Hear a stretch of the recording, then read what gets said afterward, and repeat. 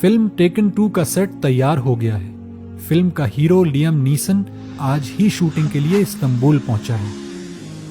دن بھر کی میٹنگ کے بعد طے ہوا کہ کل صبح 6 بجے شوٹنگ شروع ہو جائے گی، اس لیے تمام کریو جلد سو جائے.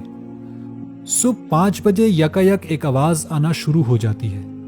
لیام کو سمجھ نہیں آ رہا کہ یہ آواز کیسی ہے.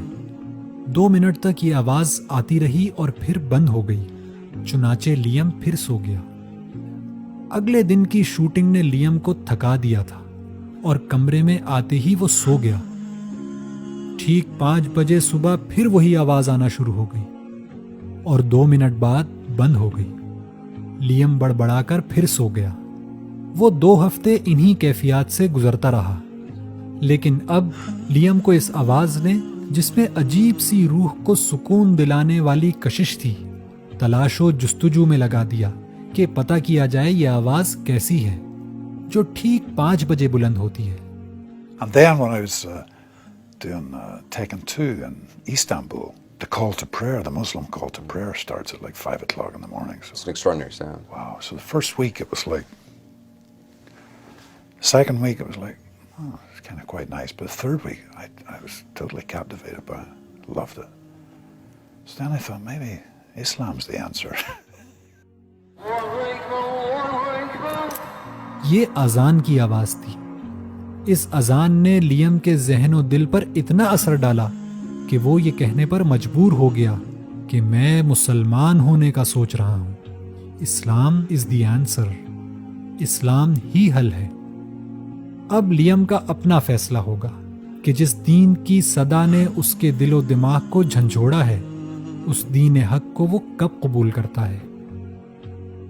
لیام ہی کی طرح انٹرٹینمنٹ انڈسٹری کی لیجنڈری میوزیشین شینیڈ اوکونر کا نفس بھی سکون کی تلاش میں تھا.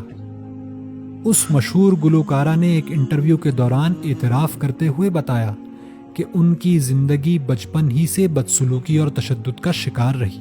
ڈاکٹر فل کے پروگرام میں انہوں نے بتایا کہ وہ 4 سال ذہنی دباؤ اور امراض کا شکار ہو کر ریہیبلیٹیشن سینٹرز میں داخل رہیں. ایک دفعہ ہسٹریکٹومی کے آپریشن کے دوران انہوں نے کئی دفعہ خودکشی کی بھی کوشش کی. اسی کیفیت میں انہوں نے اذان سنی جس سے انہیں بڑا سکون ملا اور انہوں نے یوٹیوب پر ایک ویڈیو بھی اذان پر ریکارڈ کی، لیکن بعد میں اس کو ڈیلیٹ کر دیا.